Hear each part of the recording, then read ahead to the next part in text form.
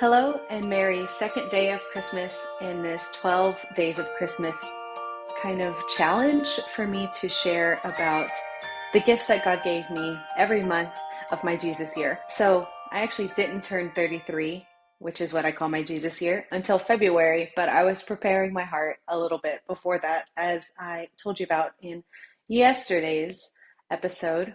Pope Francis announced that 2025 would be a Jubilee of Hope, which began, I believe, on the first Sunday of Advent the year before. I was really paying attention to the Jubilee theme, and especially for the several weekends that they had various events for various groups of people. So they had Jubilees for teachers, they had Jubilees for medical workers and deacons and seminarians and different populations in the church. And I knew that I would be taking a group in the summer to the Jubilee, of course, but maybe in October of 2024 or so, I was looking at the upcoming Jubilee dates, and I realized that the week of my birthday in February would be the Jubilee of Artists.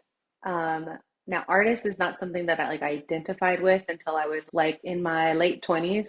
I guess I always pictured that word with a visual artist, and I don't draw or paint very well. I kind of do it as a hobby, but I wouldn't consider myself a visual artist. But I grew up in music and dance and the performing arts literally my whole life. And so I didn't consider myself an artist until probably doing it for 20, 25 years or something. And so when I saw that it was the Jubilee of Artists and that the events kind of surrounding that weekend during the Jubilee of Hope, the weekend I turned 33, it felt like such a magnet for me, of my heart, of my soul. And it felt like just a special invitation from the church for me to participate in my faith in a way that was solely for me. I decided to go. I brought my mom with me. I saw some family, and I was actually not doing super well, physically, after the fires and the fire relief. But I was so adamant on going, and I'm really glad that I went. Now, this is the time when my asthma started flaring up pretty bad, and I was just really banking on the fact that I wanted to receive the graces in Rome from this Jubilee. And I was spending time with family in London first, and then I was flying into Rome, I think on Valentine's Day. And I landed, I was staying with my friend who is a sister there, staying at her convent. And the moment we landed, we got to the convent, we got unpacked a little bit, and my friend came in and she was like, "Krista, did you hear?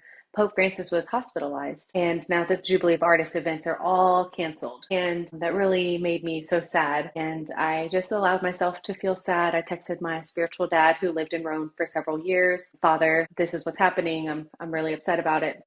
And he sent me an encouraging word back, "Don't be discouraged. Let your artist heart guide you. You wanted to be here and you wanted to feed your artist heart. So there's still so many things to do in Rome, art that can feed your artist heart. So just search for those and don't be discouraged." I had an entire itinerary set for our days in Rome, and only a couple of them stayed on the itinerary. And one of them was the Mass of the Jubilee of Artists. And I had a feeling that the homily was prepared in advance. And even though Pope Francis wouldn't be there delivering it, I had the feeling that it would at least be read.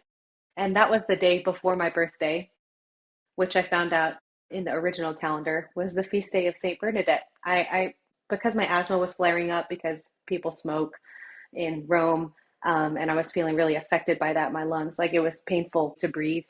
I looked up the patron saint of asthma, and it was Saint Bernadette.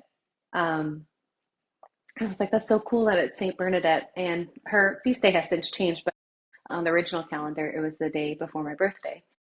So I'm in Rome. I'm struggling with my asthma. I found out this patron saint of asthma, and I'm asking for her intercession. Um, Now I'm in Rome. I'm reconfiguring my itinerary, and I decide still to go to St. Peter's Basilica, which was a 2-minute walk from where I was staying at my friend's convent. So I ended up going to the Mass of the Jubilee of Artists, and it was entirely in Italian, so I didn't understand a single thing during that moment, but it was such a gift just to be in the room, and I was sitting next to the choir. So if you think of the main chapel of St. Peter's Basilica and the like Holy Spirit window, we were seated right there, and where the choir sits was I could see them on my right hand side, and I had an aisle seat as well. I actually was looking online for a long time for the translation of the homily because I had a feeling that it would affect me, that it would impact me, that it would be something dear to my heart. And of course, like EWTN and other like Catholic resources had translations, thankfully. I rewatched the playback of the live stream with the translations because even still, like not long after that weekend in February, they didn't have like the text online, but now they do. And I would like to read to you a part of the homily, again, that was like read by an archbishop, but written by Pope Francis for the Jubilee of Artists. And it's just so beautiful. So I'll just read this from the homily, if that's okay. As the poet Jared Manley Hopkins wrote, "The world is charged with the grandeur of God. It will flame out like shining from shook foil. The mission of the artist is to discover the hidden greatness and reveal it, making it perceptible to our eyes and hearts. Artists are sensitive to those resonances, and through their work, they engage in discernment about the various echoes of the events of this world and help others to do the same. Men and women who represent the world of culture are called upon to evaluate these echoes, to explain them to us and to show us which path they lead us down. Either they are seductive songs of sirens or the authentic appeals to humanity. Dear artists, I see in you guardians of the Beatitudes. We live in a time when new walls are being erected, when differences become a pretext for division rather than an opportunity for mutual enrichment.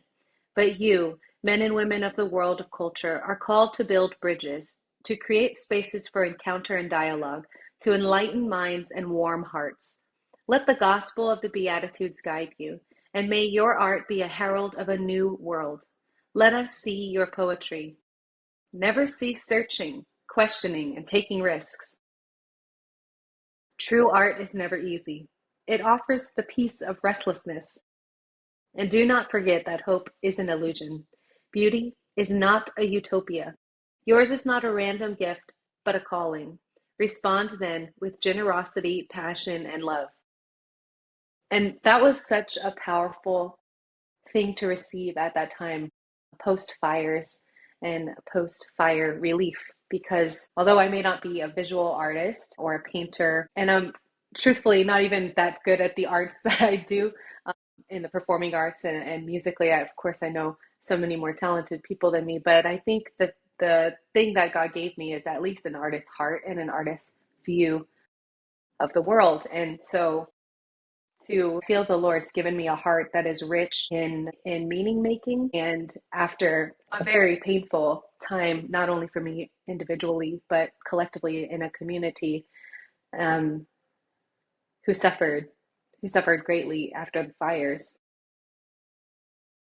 I now saw a new chapter of my vocation as an artist. And I had always been so informed by the life of John Paul II, and especially the words that he shared about the calling that artists have to bring beauty to the world.